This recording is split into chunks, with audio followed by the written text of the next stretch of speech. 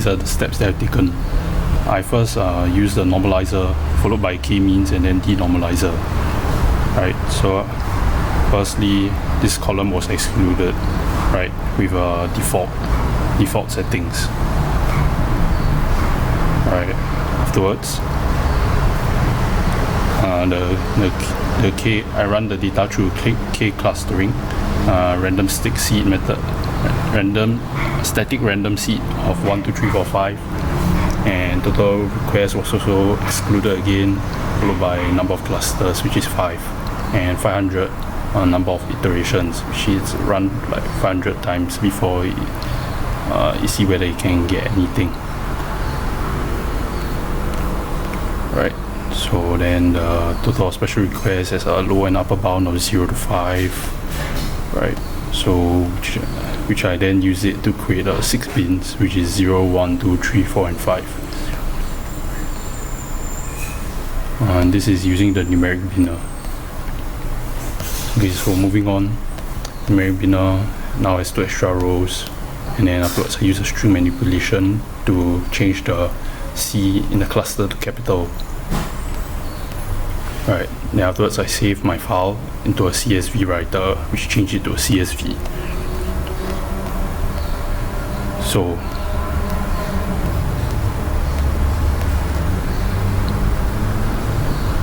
afterwards I open Power BI and I load in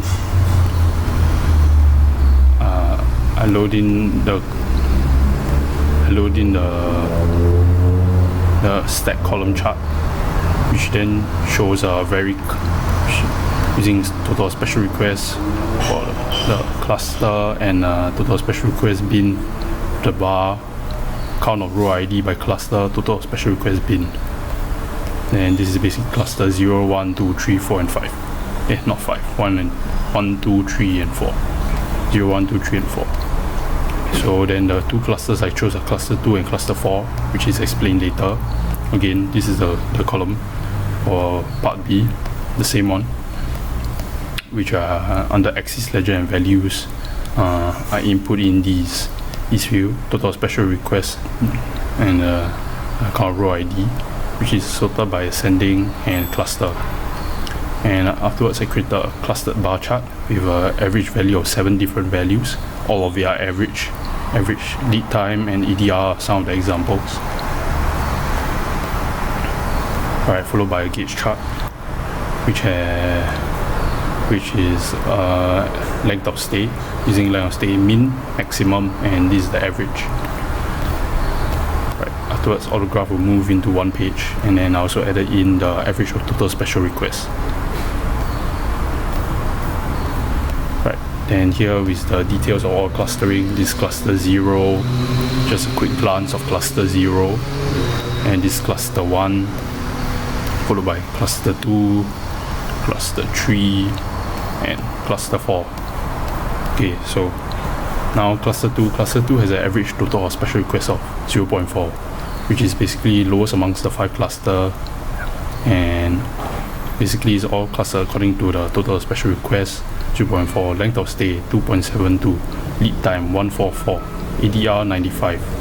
So this is the 0.4 is lowest, length of stay is the lowest amongst the 5, 144 is the highest amongst the 5, and 95 is roughly somewhere in the middle amongst the 5 clusters.